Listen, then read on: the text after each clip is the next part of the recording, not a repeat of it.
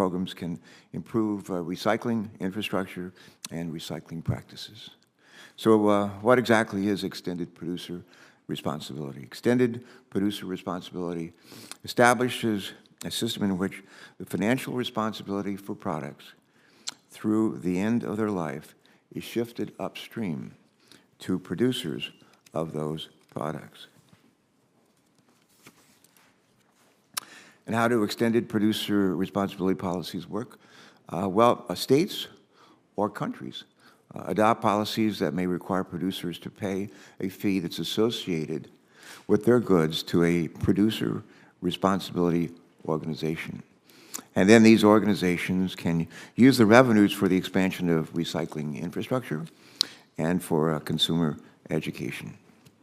Consumer packaging materials like plastic, like cardboard or aluminum vary, as we know, very greatly with respect to their recyclability. Some materials, such as paper, have more viable more viable markets, rather, for repurposing than others. And we're pretty good in this country at recycling paper. Extended producer responsibility policies can consider these differences in materials in their fee structure, which can incentivize producers to make more packages sustainable. For example, in Colorado, they are working to establish a program where fees will be assigned to goods based on their environmental impact. Products that are more easily reused or recycled may have a lower associated fee for the producer to pay. And difficult to recycle repackaging, like plastic films, may have a higher associated fee. And in order to pay a lower fee into the system in Colorado, producers can make packaging that has a lower environmental cost. Programs in several other states have also shown a real potential. Among them, California, Oregon, and Maine have recently established extended producer responsibility policies for packaging, regardless of the material type. As more states adopt these policies, it's critical that the federal government understand how to support extended producer responsibility efforts moving forward. We're hoping that today's discussion sheds light onto some of the activity going on in our states and what the proper role of the federal government should be. Extended producer responsibility policies can also help drive recycling rates up, since the producer responsibility organizations and governments can use the revenue they generate to improve recycling infrastructure for hard-to-recycle materials and to expand access to recycling in communities, including rural communities. Right now, consumer packaging makes up approximately a third of all plastics produced. I'll say that again. Consumer packaging makes up approximately a third of all plastics produced. And sadly, as we know, plastics are not commonly recycled in America. According to the EPA, in 2018, less than 9% of plastics were recycled in the U.S. Let me just say that again. Less than 9% of plastics were recycled in the U.S. just a couple of years ago. To put that figure into perspective, it's an even smaller than the national recycling rate for all materials, which is roughly 32%. As members of this committee have heard me say more times than they want to remember, but I like to say, find out what works, do more of that. And these policies actually can work. For example, the Extended Producer Responsibility Program in British Columbia was able to achieve an impressive residential recycling material rate of 86%. 86% in 2022, up from 37% in 2004. Pretty amazing. Before the program was implemented in that country. And as we'll hear today, there's also been a surge in private sector support for extended producer responsibility policy. And why is that?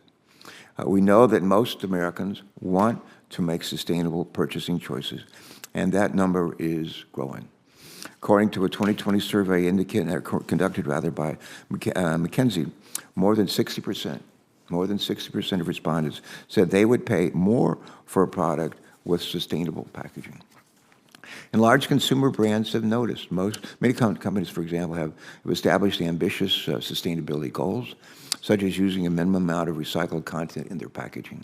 And extended producer responsibility policies can help producers meet those goals. However, it's worth noting that the extended producer responsibility policies on their own will not fix our waste management system. These policies must work in tandem with other investments in infrastructure and education and data collection. Fortunately, Congress has a track record of success in making such investments.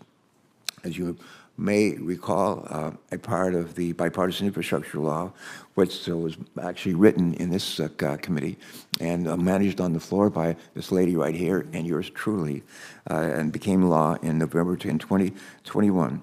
Our committee worked to secure $350 million to strengthen recycling infrastructure and provide recycling education grants across the U.S. of A.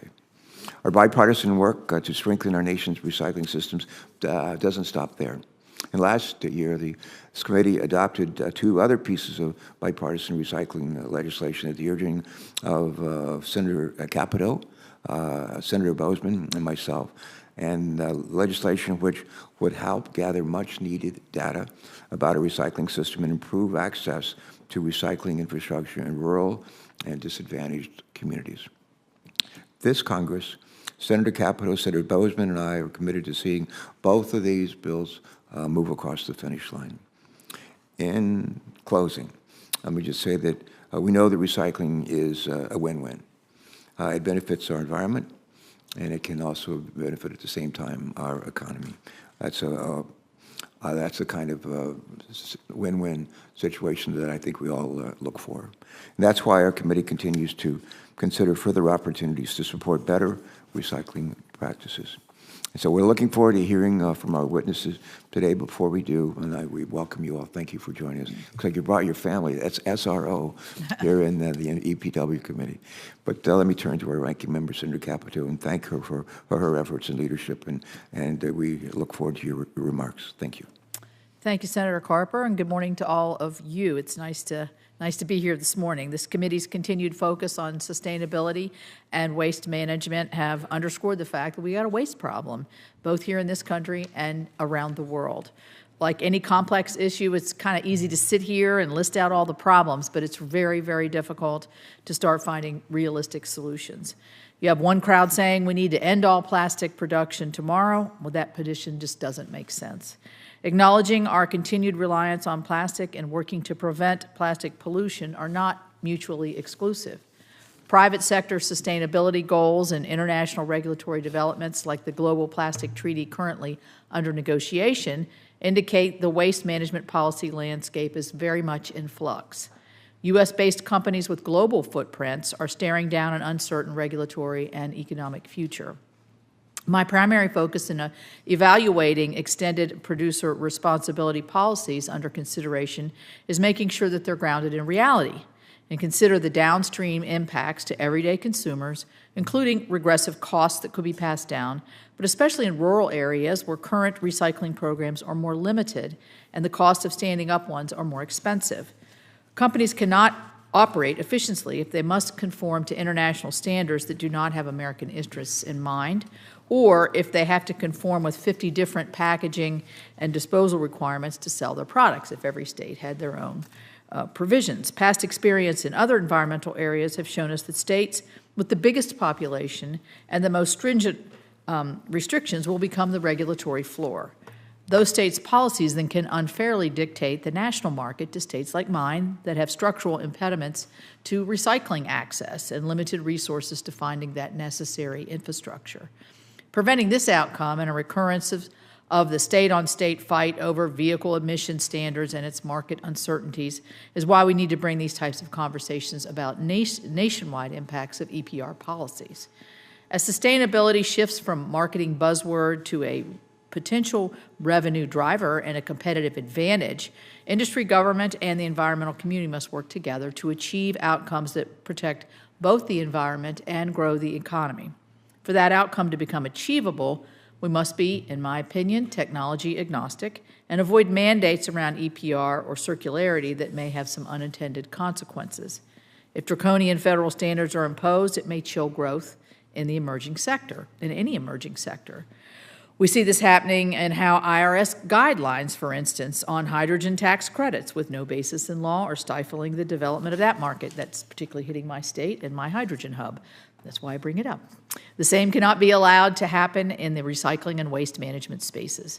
During today's hearing, we're likely to hear statements such as, "the devil is in the details," or "if done correctly." So these precautionary labels will frequently arise in our EPR discussions. They emphasize the need to discuss all the potential consequences, both intended and unintended. Done correctly, EPR could significantly improve domestic recycling, the rates, reduce the waste, and provide new opportunities economically. Equally so, a poorly crafted EPR scheme could laden regressive financial burdens on consumers, privilege large companies over smaller companies, and open the door for targeted bans for materials out of favor, such as plastic. While I can understand the rationale behind EPR, I've yet to see a proposal that adequately is addressing all of these concerns. That's why we're here today. To start, any EPR scheme that fails to recognize the importance of chemical recycling will never meaningfully improve recycling rates. We must carefully consider what stakeholders should have a role in decision making, such as the waste management industry, who is often left out. We also need to think about the appropriate role of government. The last thing U.S. companies need are another layer of bureaucracy to navigate. So I look forward to hearing the panel, and thank you, Mr. Chairman, for having this hearing. Thank you, Senator Capito. Now we're going to hear from each of our three witnesses. We are pleased to welcome each of you to our committee today. I think we're going to hear first from Dr. H. Fisk Johnson. What does the H stand for? Thank you. Sorry, Herbert. Okay. The chairman and CEO of S.C. Johnson & Son. S.C. Johnson makes products many of us have in our homes and households, including Mrs. Is it Myers or Mayers? Myers. Mrs. Myers, yeah. Hand soap and Windex cleaners, which I've not used since yesterday. I told him I used it last weekend. They also have ambitious sustainability goals to make their products more recyclable and reusable. Dr. Johnson, thank you for joining us today. You're welcome to begin your testimony at this time. Thank you. Thank you. Well, thank you, Chairman Carper and Ranking Member Capito and the distinguished members of the committee for the opportunity to talk today. This is an incredibly important topic. I am a scientist by education, but I've spent the last 37 years of my career in the packaged goods industry. And as a CEO of a large global consumer goods company that's a big user of plastic, I see plastic in two very different ways. On one hand, I see it as one of the most useful, versatile, and cost-effective materials developed in the last century that has brought extraordinary benefits to human life and well-being on this planet. On the other hand, as a lifelong conservationist, I've also seen how plastic has become one of the most profound emerging global pollutants that is affecting planetary, animal, and human health. And the challenge is reconciling those two perspectives. You know, how we as a society can and should and most practically, most economically, and least disruptively preserve many of the benefits that plastic has brought to humanity while preventing the vast amounts of plastic that end up in landfills or even worse, end up in the environment where it can affect animal and human health. Now, our company has a long history of environmental leadership, and I have long seen our company's plastic and packaging waste as one of our top environmental issues. And it's something that we've been working on for a very long time. You know, we launched our first 100% recycled plastic bottle 33 years ago, back in 1990. And we've continued to take numerous actions and launch many other initiatives to reduce our plastic footprint. And we're going to continue to do so, whether that's improving PCR content in our products, providing reuse, refill options, or other initiatives. However, for all our company's work and ambition on plastic, I can't say I can raise my hand and say I feel good about the progress that we've made. No matter how many innovations one company can try or efforts we can take, individual voluntary actions can only go so far. It's incredibly difficult for an individual business or even businesses as a whole to make unilateral progress on plastic waste. It takes everyone in the plastic ecosystem working collectively together, from plastic manufacturers, packaged goods companies like ourselves, retailers, recyclers, waste haulers, to individual users of plastic products, all coming together, working collectively, because scale matters. Scale at retail, scale in recycling infrastructure, scale in supply, scale in education programs, scale through everyone in the packaging value chain working together holistically. Without scale, you tend to get expensive, ineffective, piecemeal approaches. And that's why I believe the only way to have an effective program is through a government regulatory framework. And we believe federal EPR is the way to go for several reasons. For one, as you said, Americans want the government to lead on plastic waste. Two, there is a complex web of state regulations emerging which are going to drive significant complexity, cost, and dysfunction unless there is federal regulation that creates a national approach. We need federal regulation to avoid over-regulation.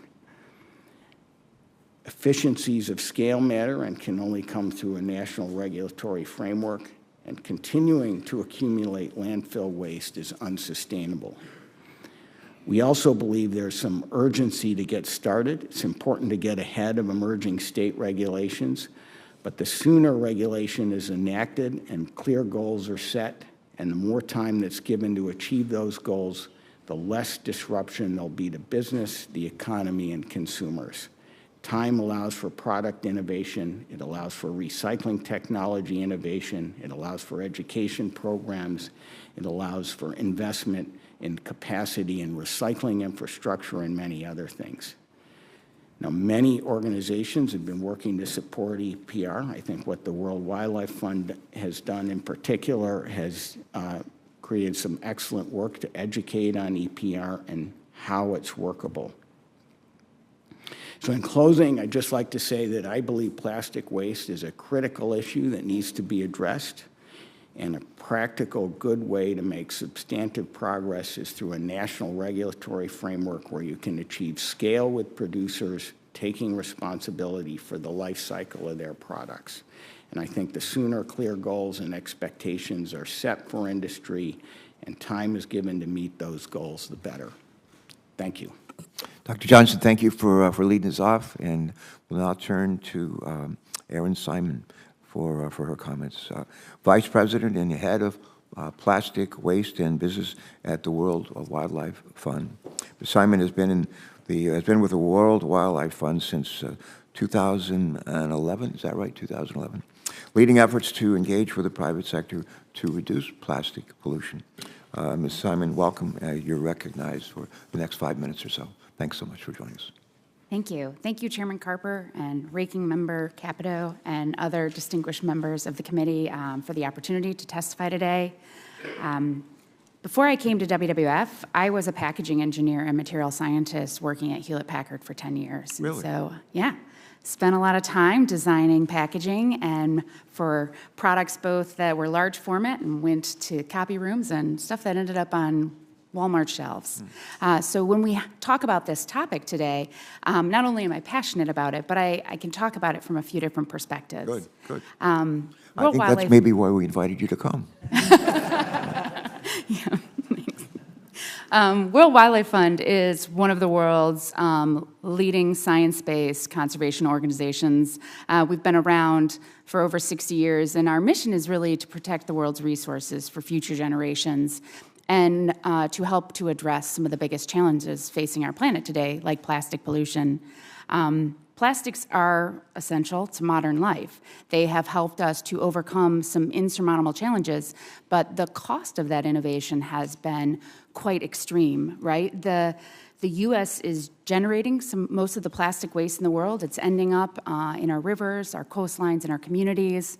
It's estimated that globally there's 11 million metric tons of plastic pollution entering our oceans every year. In just a little bit of perspective, that's a dump truck per minute. So just in the hour we might be talking, that'll be 60 dump trucks heading into our oceans. And those plastics are ending up everywhere, right? From these essential ecosystems we're trying to protect to our city sidewalks, disproportionately impacting local communities and economies, and of course leading to the growing health crisis of microplastics in our food and water. So, to be clear, WWF is not anti-plastic. We believe plastics can be a cornerstone to many of the innovations that frame life, but they don't have any place in nature where they're ending up. Currently, we depend too heavily on the linear single-use economy, where we make, use, and get rid of plastics, and we need to turn this system, this linear economy, into a circular economy, and that's going to require a multifaceted approach that protects the communities, it protects the environment and our economies. And we see this, and our partners, some big consumer brands, as a huge untapped opportunity for the U.S. in the form of leadership, and so massive that if we were to start today to transform our plastic linear economy into a circular one, we could save more than $4 trillion in direct environmental and social costs by 2040. Policies like extended producer responsibility can be a critical part of that solution.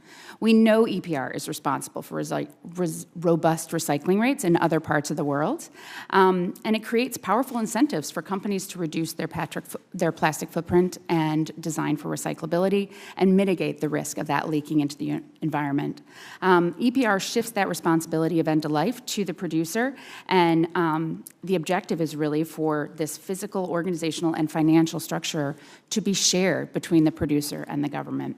It creates a more effective structure that increases the end-of-life collection, allows for better environmentally sound treatment of collected products and waste, and provides incentives to manufacturers to design more resource efficiently and invest in infrastructure. WWF has EPR principles that are broadly supported by industry and other NGOs and really include an industry-led governance model.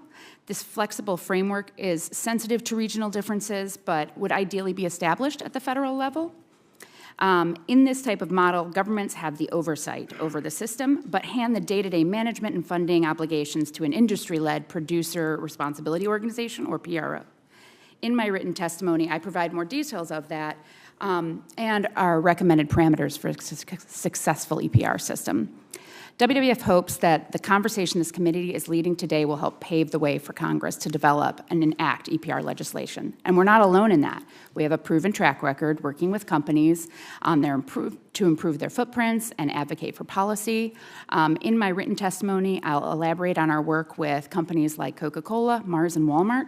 These companies support well-designed federal EPR, as well as corporations further up the line, like Dow. Policymakers can also act knowing the American public is firmly behind you. I know there were some stats listed, but soon to be released from WWF, some public polling will show that 85% of the public agree that plastic waste pollution is a serious and concerning problem that requires immediate political action to solve. So this issue is one we can all agree on. And ultimately, a circular economy is the only sustainable way forward. EPR can help us to get there. And both government and industry aligned on the need for the best-in-class system. Here in Congress, we have seen the passage of Save Our Seas, and members of this committee have introduced the Recycling and Compostability Accountability Act, and the Recycling Infrastructure and Accessibility Act, and the Break Free from Plastic Act. These efforts demonstrate the bipartisan recognition of this growing problem and the keen interest in addressing it. We believe well-designed federal EPR provides another opportunity for Congress to pass bipartisan legislation. Thank you for the opportunity to testify today, and thank you for the committee's leadership. Thank you. Thanks so much. Thank you for, sounds like a lifetime of leadership in the private sector and again, in the nonprofit sector. Thank you. Finally, we're going to hear from Dan Felton. My sister and I grew up in Danville, Virginia, and one of my favorite places in Delaware is Felton, Delaware, just south of Dover. They have a fire company there, we have a lot of volunteer fire companies. I'm sure my colleagues have in their states. And people ask me, they say, where should I go to dinner in Kent County, Delaware, which is Greater Dover? I always say the Felton Fire Hall. So I just want to, you know, that where your name is revered in our state. And we're honored that you're here with us today. And I understand that you are Executive Director, how do you pronounce it? American represents a wide range of stakeholders in America's packaging supply chain, and we're delighted that you're here. Thanks. Please proceed. Thank you. Good morning, Chairman Carper. Let me just say, our witnesses can't see this, but we're having an interesting movement of people that it keeps coming into this committee hearing room, the likes of which I've not seen in a long time. And a lot of them are young people. It looks like they may be college or high school age. And I think they're interested in recycling. And that's a beautiful thing. And we're happy to see this kind of, by their presence, so they're saying that this is good stuff. And we agree. Please proceed. That's democracy at its Amen. best. It sure right? is. Good morning, Chairman Carper, Ranking Member Capito, and members of the committee. I am Dan Felton, Executive Director of AmeriPen, the American Institute for Packaging and the Environment.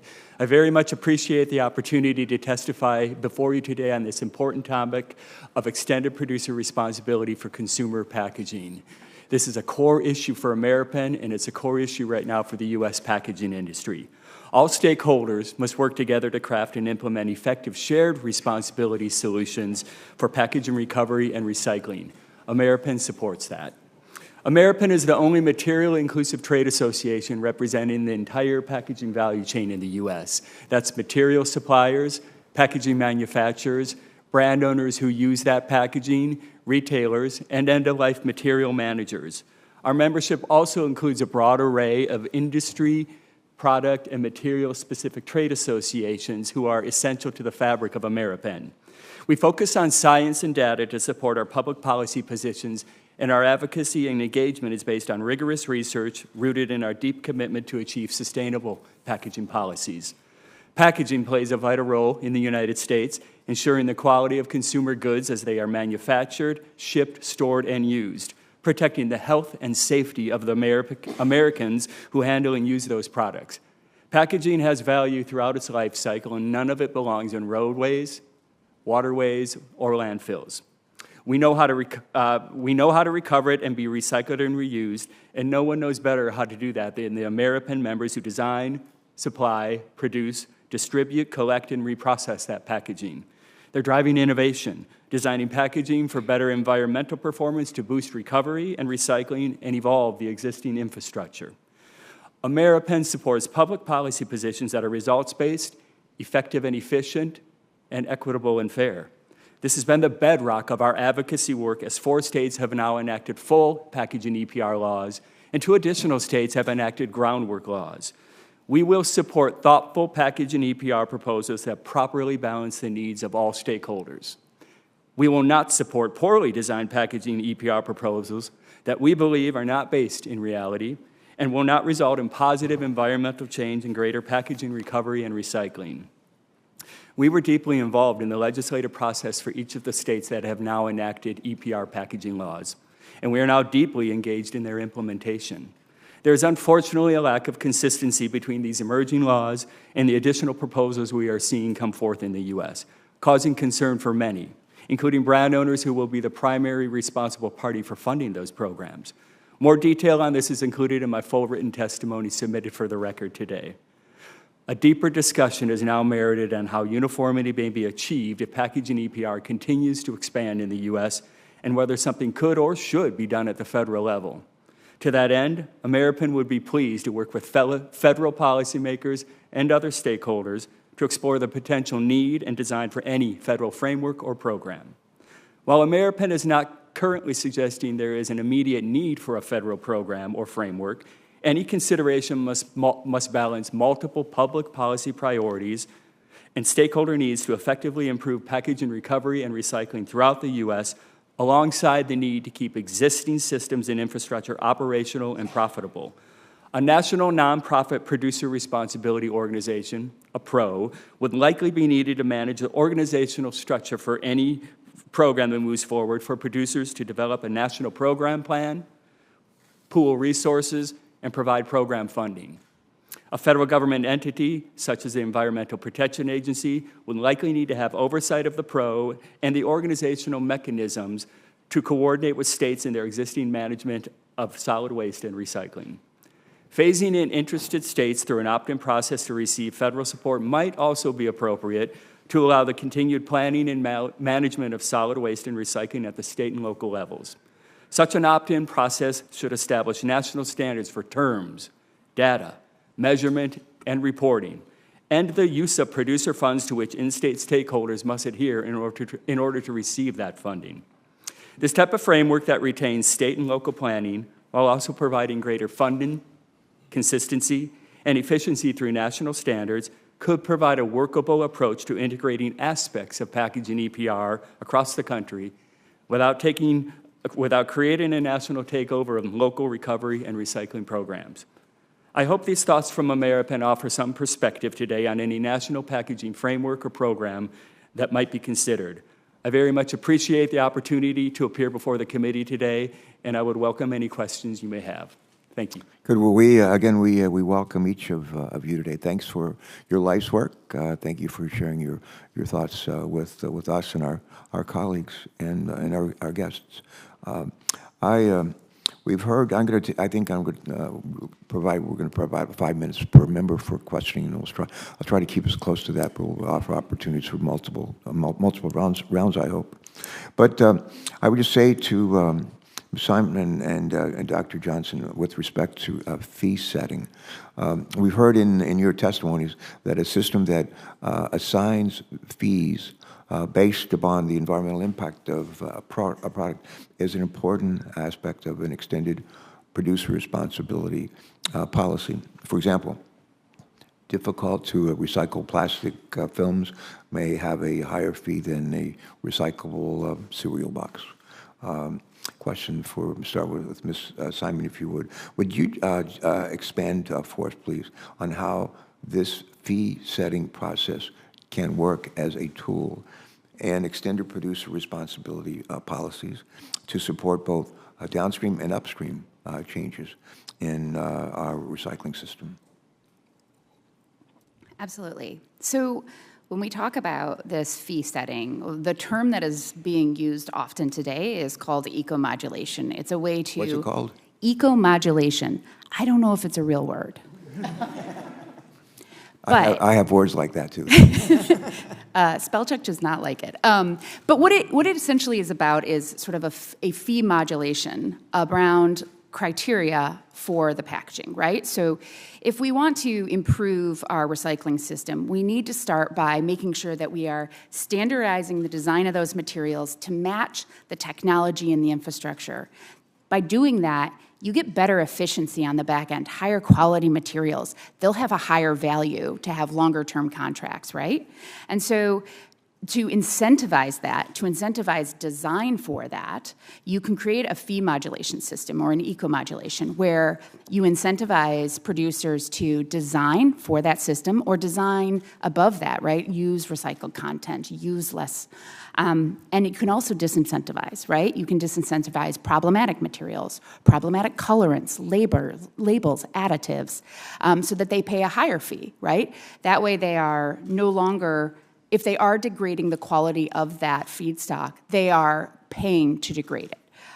Additionally, it can create the need for transparency in the system, which can help avoid some of the concerns around toxic chemicals in recycling. If there's better transparency, the material recycling facility will have the ability to opt out of those materials, and it'll give us the opportunity to have better visibility of how we improve upon reducing those problematic chemicals in the future. So fee modulation is a way to sort of take a tool that could be just for financing recycling and use it for a bit more than that. All right, thank you. Thank you. Dr. Johnson, would you Please share with us any views that you have regarding the same topic. Yeah, I would just simply say that I would support as a key tenet of EPR this kind of eco-modulation. And what we've seen in some EPR schemes is they create a pollution prevention hierarchy. So, the worst being plastic going into landfill, waste to energy, downcycling to recycling to reuse, refill, and fees are based on where, the end of life of your product is relative to that hierarchy. And I think it's a good incentive system for companies like ourselves to make our products more recyclable, to improve our PCR content, and just have continuous improvement in the system. A number of EPR schemes don't have that, but we would certainly promote having that kind of system in EPR. All right, great, thanks. Senator Capito. Thank you. Thank you all for being here. There is a fundamental chicken and the egg issue here that is preventing us from moving on. Insufficient collection infrastructure hampers our recycling efforts, and the low demand for recycled materials discourages investment. That's why I think extended producer responsibility could really be viewed as a potential solution here, which is good.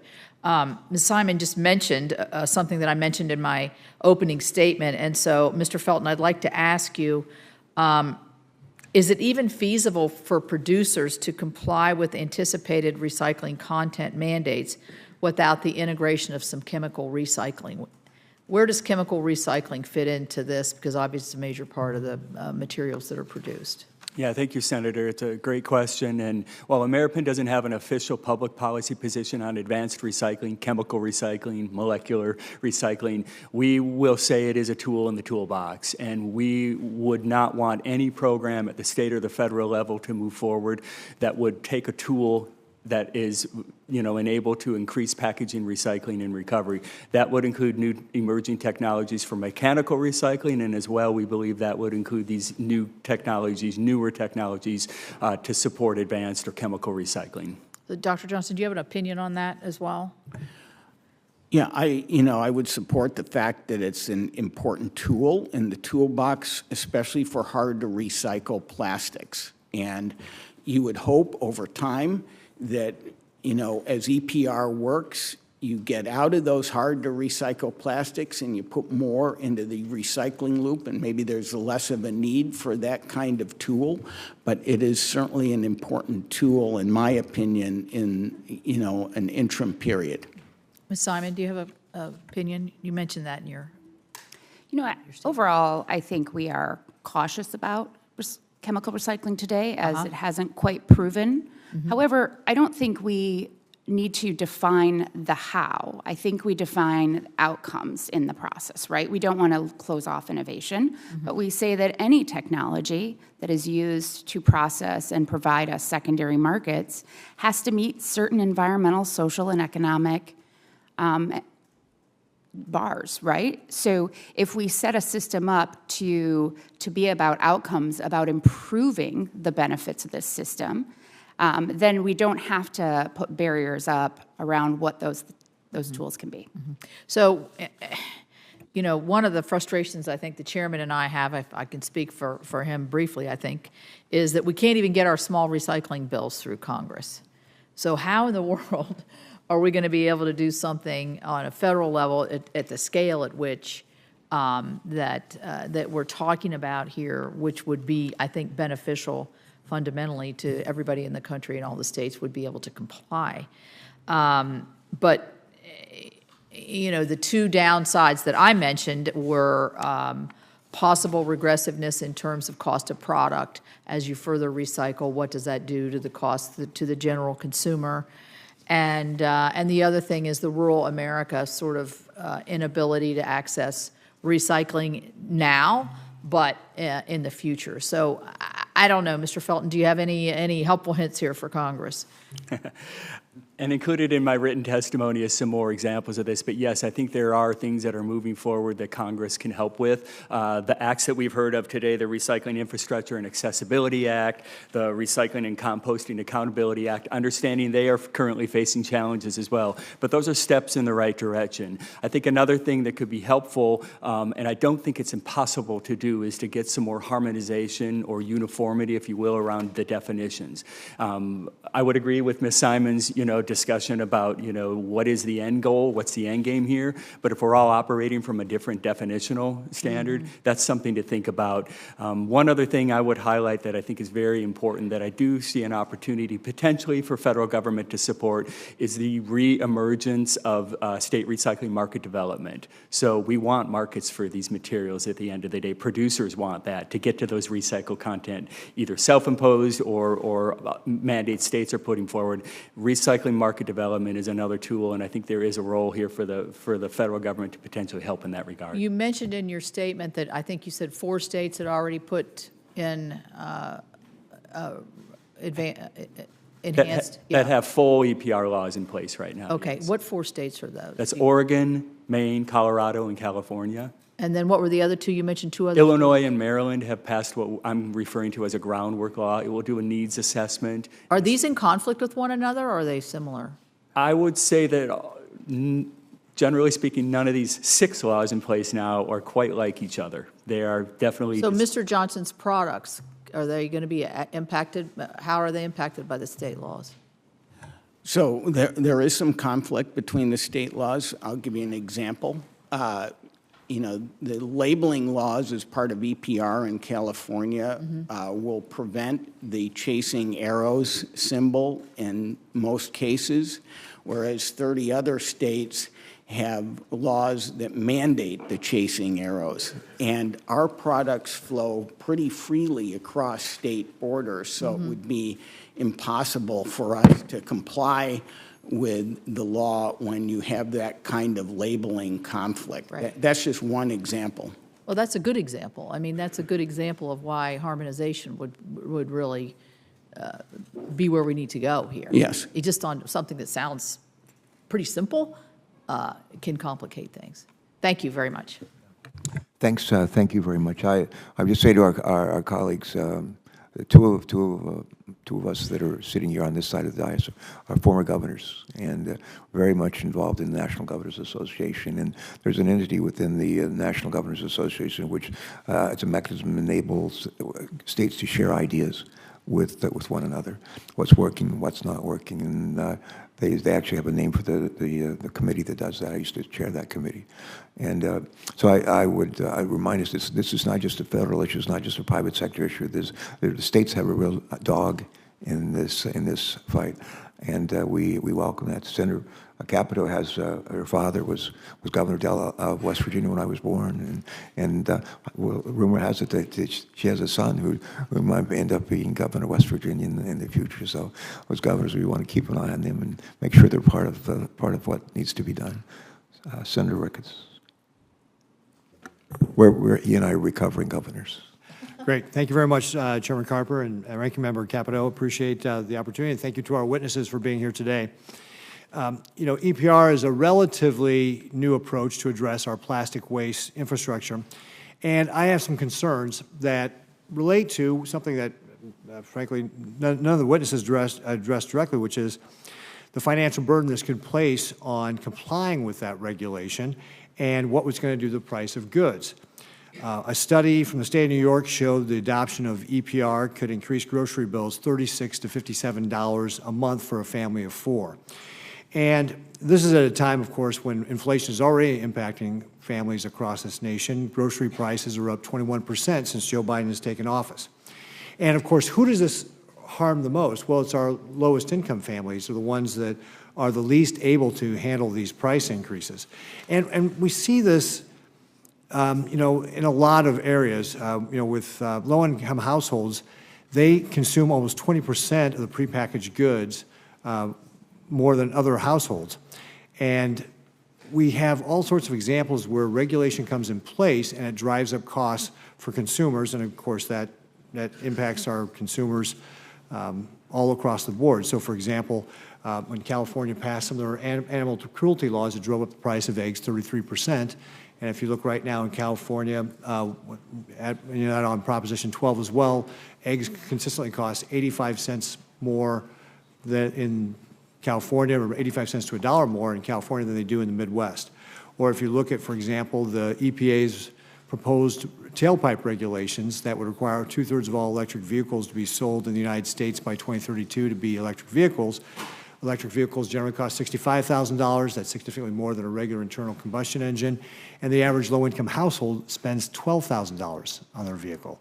So, again, a huge impact on low-income families when you have regulations come in place.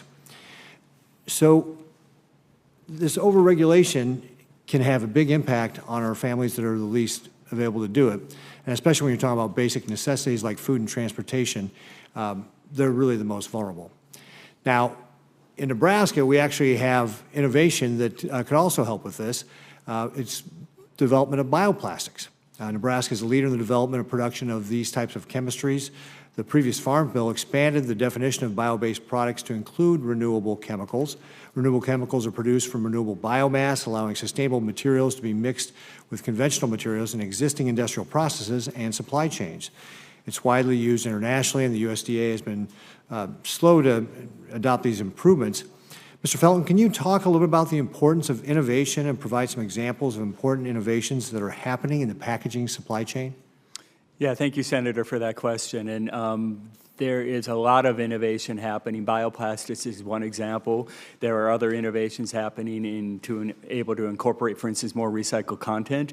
And what I would say is I want to try to answer both parts of your comments. One is the innovation happening, right? And it's important to remember that packaging is designed for a particular reason, a particular purpose. And I would even suggest in some instances that would be more true in your state with more rural communities, right? And people may go to the store a distance and maybe be once a week, once every 10 days. So there's packaging designed expressly for that purpose, for them to be able to purchase products and have it last longer, quite frankly. So innovation, whether it be bioplastics or other types of materials, packaging being produced, really is meaningful when we have this more holistic discussion about extended producer responsibility, which then goes to the cost issue, right? And you referenced a study. There are studies sort of on both sides of the aisle.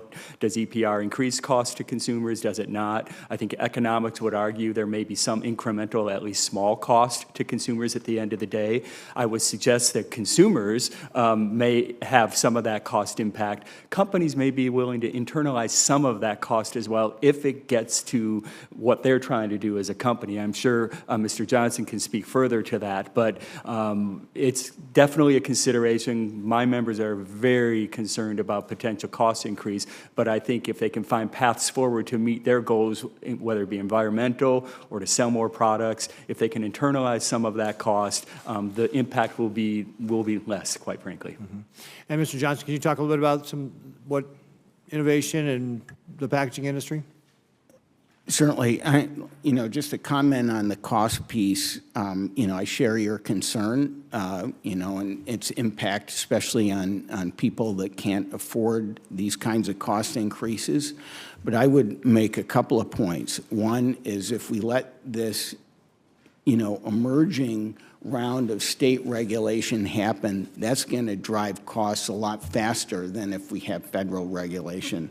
The second thing that I would say, and this is one of the things I'm promoting, is that the sooner we get federal regulation and the more time given to meet goals, the more innovation can happen, the more you get economies of scale, and you can mitigate the costs and inconvenience to, the people that buy our products. I advocate for time to meet these hurdles.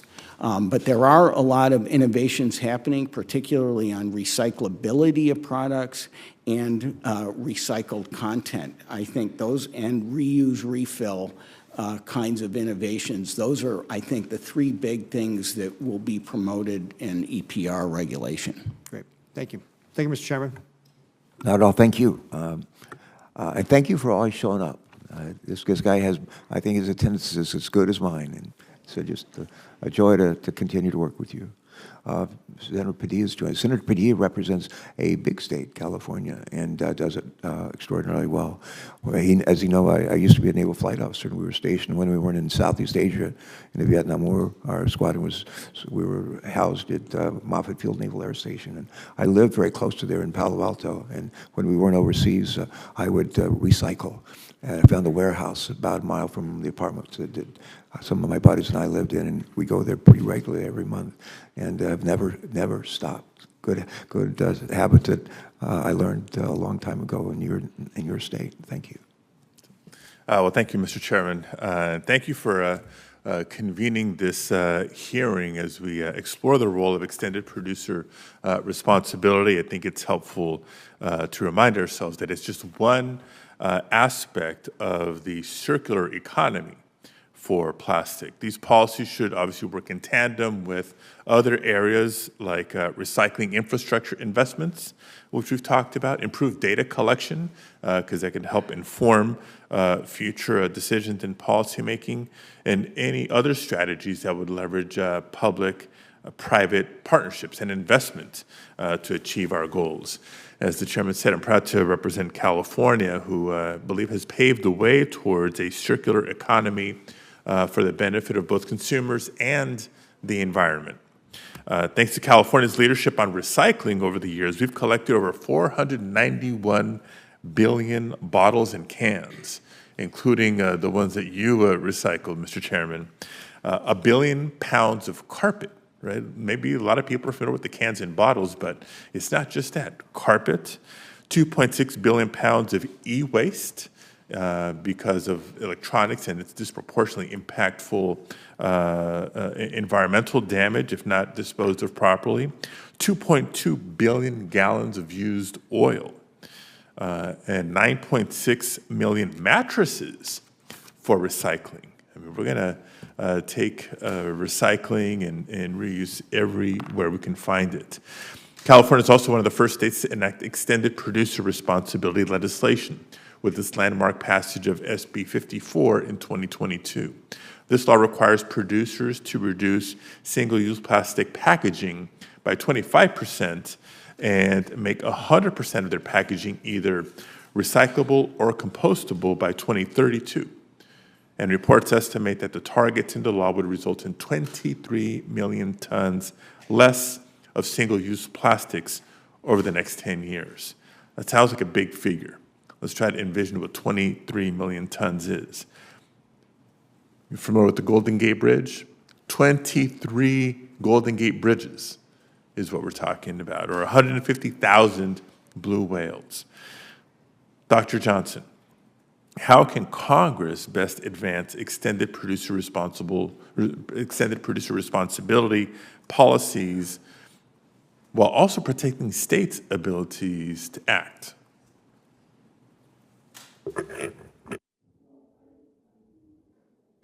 I do think there's an important role for states. What we would like to see is harmonization of product labeling, product characteristics, so that because our products flow freely across state borders so that we don't have conflicts of laws and we can capture good economies of scale. To me, those are the two most important things that we need from a federal level, but states obviously should have, a lot of capability to design these systems to meet their state's particular needs. Right. And I think in addition, this is my position for the record here, I think we in Congress can learn what's worked at the state level and try to broaden that across the country while not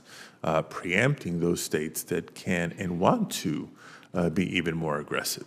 It's an important balance in policy relationship to have. Now, in my time remaining, I want to touch on at least one other topic. California was one of the first states to pass a beverage container deposit law, which established what Californians know as California's redemption value, the CRV, on beverage containers. Now, this fee, or deposit, as it's referred to, is either returned to consumers when they recycle their bottles and cans or given to a curbside operator or nonprofit recycler. And thanks to California's bottle bill, our beverage container recycling rate is at 70%. We've had higher marks at some point, but 70% is pretty successful. Ms. Simon, what other complementary recycling systems should be considered and incorporated into federal extended producer responsibility policies? Thank you so much for the question, and thanks for your leadership. I think it's really important that we learn from what the states have been doing and what really creates sustainable secondary markets for all materials, because we do know that we are way outpacing the world's ability to produce all of the things we depend on, and we need to figure out how to get them back. So there's a lot of elements that we would build into a system like EPR that could extend beyond single-use products, right? You can learn from DRS to create, and how the incentives work in that, to enact incentives for reuse systems and recovery in the shared community. You can create better harmonization and design standards across a whole host of different product categories, right? We are primarily talking about municipal solid waste here and single-use materials, but there is apparel, there is electronics. There's a lot of other industries that are going to learn from what is happening in this space, and we should be considering those as we look at what type of mechanisms could be successful in helping us to recover those unneeded resources in one place and provide them for other industries in another. Thank you very much. And Mr. Chair, I'll just remind us that recycling is the third of the 3 R's: reduce, reuse, and then recycle. Back to you, Mr. Chair. The 3 R's. Can't get away from that. You mentioned the Golden Gate Bridge, which a lot of us are familiar with. There's also a Golden Gate Park. And when we were not deployed overseas, my squadron was back in California, and I got to go to the very first Earth Day in Golden Gate Park. And the speaker that day was Ralph Nader. And he had written a best-selling book, some of you may recall, called Unsafe at Any Speed. It was written about my car, the Chevrolet Corvair. It was an air-cooled engine in back, and it had a way of going around the curve. You go around a real sharp curve. It would like change directions, and you'd find yourself going the opposite direction. And the other thing we found out is that in the winter, when you turn on the heater, carbon monoxide would come out of the heater. So when I was at Ohio State, I bought it when I was like a senior at Ohio State. And when young women in the Ohio State found out that my car was a Corvair, it was hard to get dates in the winter. And but I lived to make it to Pensacola, Florida, and sold it for $1. And bought myself a Volkswagen Karmann Ghia, which I think I ended up with like 200,000 miles on it. So, but it started with the Corvair Monza, great memories. And I want to say thank you for your leadership in California, and thank you very much for your leadership here. We have a bunch of all of us serve on a number of committees. I have served on about 3 or 4 others, and some of my colleagues do, and a lot of those committees are meeting right now. And our members are going to kind of try to pop in as to the extent that they can. But until they do, I'm going to proceed to just to ask questions. My next question would be of Dr. Johnson of you. And but several countries, as we may know, including Canada, and I think France is one of them, have established extended producer responsibility laws. And recently, I think we've had some mention here today of Colorado, Maine, California, and Oregon have passed their own laws for consumer packaging. We've heard both pros and cons to these laws. And one concern we've heard from stakeholders is about the challenges we've heard here today, of the challenges of a patchwork state-by-state approach to recycling policies, such as differing labeling requirements. I mentioned the National Governors Association actually has an entity that is in place for to actually share good ideas with one another, and to find out what works and do more of that. But the question is called Center for Best Practices within the NGA, and it's a great organization. It's still very active, and we try to work with them in ways that are helpful to the federal government, to Congress, and also to state and local governments. Dr. Johnson, a follow-up question for you. Would you please share some of your experiences as a global business working with national and international extended producer responsibility laws, and what are some of the challenges that SC Johnson has faced in complying with these laws, and how might the regulatory entities address those challenges? So I think there's some good models of EPR legislation out there. I would hold British Columbia up as an excellent example. You shared that as an example earlier, Senator, where they've been able to achieve high recovery rates and very high access to recycling for the population in British Columbia. Some of the challenges that we've had, revolve more around transparency of fees. The one thing that I would like to see more of in extended producer responsibility regulation is more of a push on reuse and refill. And that is, probably one of the best approaches to minimizing environmental impact. And I'd just like to share an example, if I could.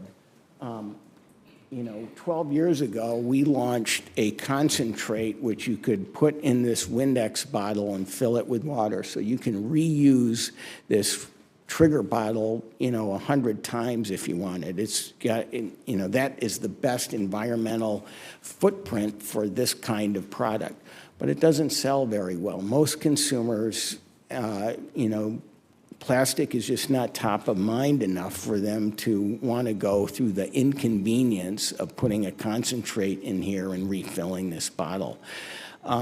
And it just comes back to it's very hard for an individual company to make progress with these kinds of innovations. But if we have things in the regulation that could help incentivize these kinds of things and bring scale at retail, if retailers had 30% of their space devoted to refill, reuse options, if, many companies created those options for their brand, if we had education programs, if we had subsidies, that could help this kind of innovation.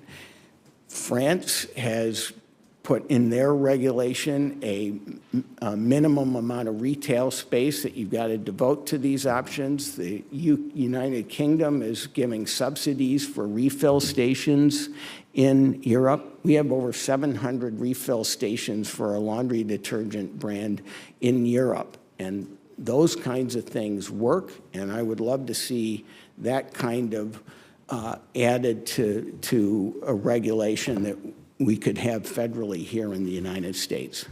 Okay, thank you for that. Ms. Simon, and again, probably Dr. Johnson, but we'll start off with you. Ms. Simon, as I mentioned, I think in my opening statement, some materials have more viable markets for repurchasing than others, as you know.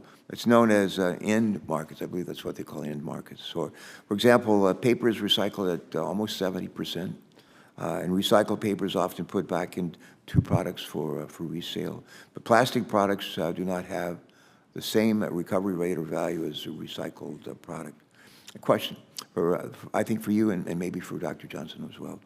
How can extended producer responsibility policies establish new end markets for recycled materials? Ms. Simon. Well, every single one of the materials that we depend on for single use today, whether it's paper, aluminum, glass, or plastic, comes from a resource and comes with impact, right? So we should be making our best effort to make sure all of those materials are getting recycled. And they all end up in the same blue bin. So when we're talking about an extended producer responsibility scheme at the federal level, we need to be considering all of those materials at once and how we can create design standards and eco-modulation to enhance and improve the way those materials are designed for recycling and for the infrastructure and technologies needed to most efficiently recycle them so that we have high-value materials on the back end for all of that, right? So maybe the improvement from paper up is, not as high as it would be because we have a much lower starting point for other materials, but that improvement is still needed because paper and paperboard are the materials within that blue bin that absorb the most of the contaminants, right? And because they are on the lower end of the amount of times you can recycle them, those contaminants actually have a bigger impact on the strength of those fibers when they're being recycled. So I think there is mutual benefit that can happen across all materials for those secondary markets. Thank you. Dr. Johnson? I would just say that a key tenet of extended producer responsibility regulation and a key responsibility of the producer organization is to help create those end-of-life markets. If you look at the British Columbia example, today over 99% of what they collect goes into an end market. And that's been improved over time. And again, I think eco-modulation is an important tenet as well. You create a plastic pollution hierarchy, and you create an incentive system to move products from going into landfill or waste to energy up to higher value, more circular markets. And to me, that's a very helpful and important principle in extended producer responsibility regulation. But let me just follow up with that. Would say, how important are viable end markets for a company like yours that's trying to use more recycled content in your packaging materials? I'm sorry, can you repeat the question? How important are viable end markets for a company like yours that's trying to use more recycled content in packaging materials? It's extremely important, and it, what regulation does is it creates scale. It creates scale and supply of post-consumer recycled plastic, which is important to us because we're meeting our own internal goals of using recycled plastic. It's important for us to see that even today, some of the hard-to-recycle things get into even downcycled markets. So to me, it's a critical part of regulation. Good, thank you.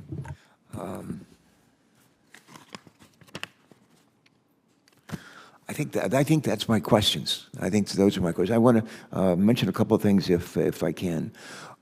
Senator Capito, Senator Bozeman, and I have provided leadership in introducing two significant pieces of legislation to deal with recycling. We've talked about it many times in this room. Some of you are familiar with them. They passed out of committee, I think unanimously.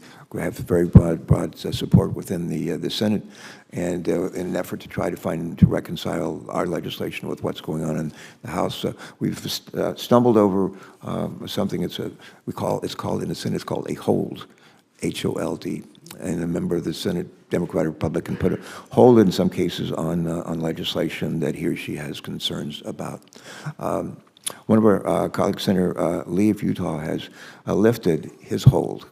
He has lifted his hold, we learned this morning, on the two recycling bills that this committee has moved earlier in this Congress that we talked about here even today with Senator Capito has provided a lot of leadership on that, along with Senator Bozeman and our staff's great staff work on that, and we appreciate very much the decision by Senator Lee to lift his hold. We're going to be, Senator Capito and I are going to be working, and our staff's going to be working with, we call it with the floor. I don't know how you work with the floor in the Senate, but the folks who work the floor for the Democratic and Republican leadership, to see if we can move these two recycling bills as soon as possible so we can work with the House to get them to President Biden's desk. So it's a piece of good news. We don't always have good news, but that's good news, and we're real happy and grateful to Senator Lee for what he has done.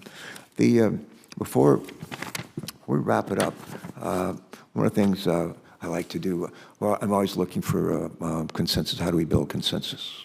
How do we build consensus here across political lines? How do we build consensus between the House and the Senate?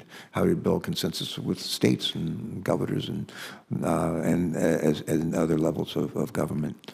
I'm going to ask you in closing, if you would, just to maybe close with each of you with like a thought or two in terms of actually taking us closer to consensus on something, an issue of significance relating to recycling. It could be what we're talking about today. It could be something else that's related to what we're talking about today. But what, and just a thought, maybe we're not asking a question that triggered a response.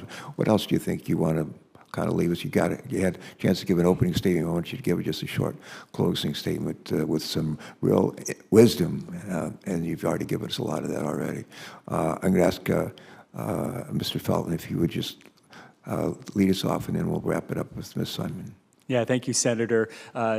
Three quick thoughts. One is consensus is critical, and we need people at the table. And I'm not suggesting the people here in the room today are not at the table, but one thing Ameripan has discovered over the last 4 years is we're only going to solve these problems if all stakeholders sit down together, and that is what consensus is. So encourage those who are not currently engaged in this issue to follow hearings like this, understand the complexities of it, and move forward with us. Two other things I want to say. I do want to mention that while we have, I believe 40 countries around the world that have EPR in place, many of those programs were set up 20 and 30 years ago for a different set of packaging, a different set of technology. These programs are continuing to evolve. So as we point towards other countries and what they're doing right. I think we need to be mindful of that, and we need to be mindful that I think we need a unique United States solution as well for the way that things are set up here in the United States. My last comment is data, data, data. We need data. Did you say data? Data, yeah, I did 3 times. We need that desperately. And I think there's a role for the federal government to help with that. So as we're looking to find consensus, looking to drive industry interests and environmental interests and state interests, is we lack data that is desperately needed, and we need to work more on that. Good. I think one of the pieces of legislation that, one of the 2 pieces I talked about, it does speaks to that issue, and which is good. So yeah, we've been responsive. Thank you for the encouragement. Dr. Johnson. You know, I would just say, obviously, consensus is important. Far be it from me to suggest what might help build that. I would just say that, you know, given the emerging state regulations, that federal regulation will help prevent over-regulation. And I think that should be important for everybody. I would also say that this is an important emerging issue. I know you talked about microplastic last week. That, I think, is becoming a very important human health issue that needs to be solved. And I think if there's anything with urgency around it, it's that. But I appreciate the opportunity today to share my views. So thank we're you. Delighted you could join us again. Thank you for sharing your views with us. Ms. Simon. Yeah. Thank you so much for the opportunity once again. When you talk about consensus, it makes me think about the process that's happening in parallel to this in the United Nations around the treaty, where it is the goal, right, for all of those member states to come together and find a common path forward against a shared threat. And that is really hard to do in quite a divisive world, as it can be to find paths forward in the U.S., but an interesting thing has emerged in these negotiations and in the momentum in the U.S. is that where we have common ground from more players than ever before is on extended producer responsibility. We may have different reasons for why we want it, but ultimately we all need better, more harmonized standards. We need better collection, we need better processing, and we need better secondary materials. So that is fairly common, and I think why you see more excitement and activity from the private sector on this. They want that more than anything. I want to add one thing. I didn't get a chance to comment on the cost thing earlier, and I was hoping I could just add a few thoughts. Pardon? You didn't get On the cost to Okay. the consumer. I think the cost is already on the consumer in the form of plastic waste today, and municipalities that are currently dealing with that. So I think we need to make sure we're considering where these costs are falling as we do the full balance sheet for what an EPR system would do. Mayors in the Midwest, part of the Mississippi River Cities and Towns Initiative, talk about cost as one of the challenges they faced in how it's coming down to the local taxpayers. Those mayors will be on the Hill tomorrow to talk about their support of EPR also. And Washington has done some studies that have shown that there are benefits to it, coming back in the form of $600 to $300 a year by not having to pay for trash services. So I think there's an opportunity to find that common ground and where there can be those benefits to businesses, those benefits to the government, and those benefits to the communities who really need it. So thank you again for the opportunity and appreciate it. We thank you all. I hope your work provides you as much joy and satisfaction as our work provides for us. People who follow the news and follow what goes in Washington think that we don't like each other and can't stand working with one another. And that could not be further from the truth, at least with respect to many of the issues before this committee. We have a lot of mutual respect. We have a great, I think, great track record in things like the Inflation Reduction Act, which we were involved in helping to write, and the bipartisan infrastructure bill, which has huge climate provisions in it, some of which we talked a little bit about here too today. But Winston, not Winston, I was going to say Winston Churchill, but another great leader it's a statue of him a couple of miles from where we're gathered here today. And it's our former president, Abraham Lincoln. And one of my favorite Lincoln quotes is, in response to the question, what is the role of government? What is the role of government? Lincoln used to say the role of government is to do for the people what they cannot do for themselves. The role of government is to do for the people what we cannot do for themselves. There's a lot of wisdom in that. And one of the ways that the government works best is when we do it in a collaborative way and look for common ground, trying to find ways to harness market forces where that works, and realize that there's a moral imperative for this. This is the only planet we're going to have. There's no planet B. And we've got to take care of this planet if we care about our grandchildren and our great-grandchildren. And I know if we're lucky enough to have those that we want to make sure they have a wonderful place to inherit and to raise their own families someday. But we appreciate your thoughtful insights into what can be a complex topic. And we look forward to remaining in touch with you if we can find you. In a good way, and we want to stay in touch with you and with our committee, so that we can really reach some of the best, most thoughtful policies and advance these and other shared goals. I want to say a special thanks to Senator Capito, to her staff, to our majority staff, and to the staff of all of our colleagues who participate in helping to select you to be our witnesses and provided some of the questions that have been asked here today. I get to do a little bit of housekeeping here to close out our hearing, and I want to ask. This is my favorite part of the hearing. I want to ask unanimous consent to submit for the record a variety of materials that include letters from stakeholders and other materials that relate to today's hearing. And when I ask unanimous consent and there's no other senator to object, then I can pretty much run the show. So without objection, there you go. Senators are going to be allowed to submit questions for the record through the close of business on Wednesday. That's March 20th, and we'll compile those questions. We'll send them to our witnesses, and we'll ask all of you to respond, if you could, by Wednesday, April the 3rd. And in a place where sometimes we don't have great news every day, the news about our friend Senator Lee lifting his hold on our recycling bills is a wonderful piece of news.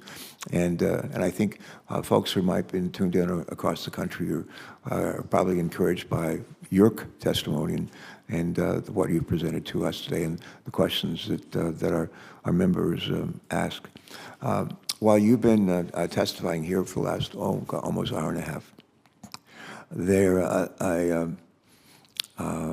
we've just had a really impressive group of young people coming into the hearing, and there's the seats for folks who might be watching us on C-SPAN or television.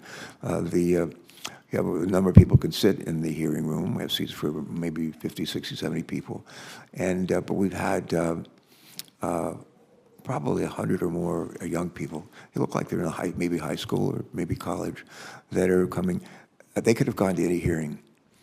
We have a lot of committees. They could have gone to any hearing. They could have gone to see the House in order or in session or the Senate over in the Capitol. They came here. They came here by the dozens. And they came here because they know this is important. And this is important for them in their lives and the families that they'll raise someday. We don't want to let them down. We don't want to let them down. And I'm proud to say that I think on this committee we're not letting them down. And with your help, we'll continue to do that. And with that, this hearing is a wrap. Thank you all very much. We're adjourned.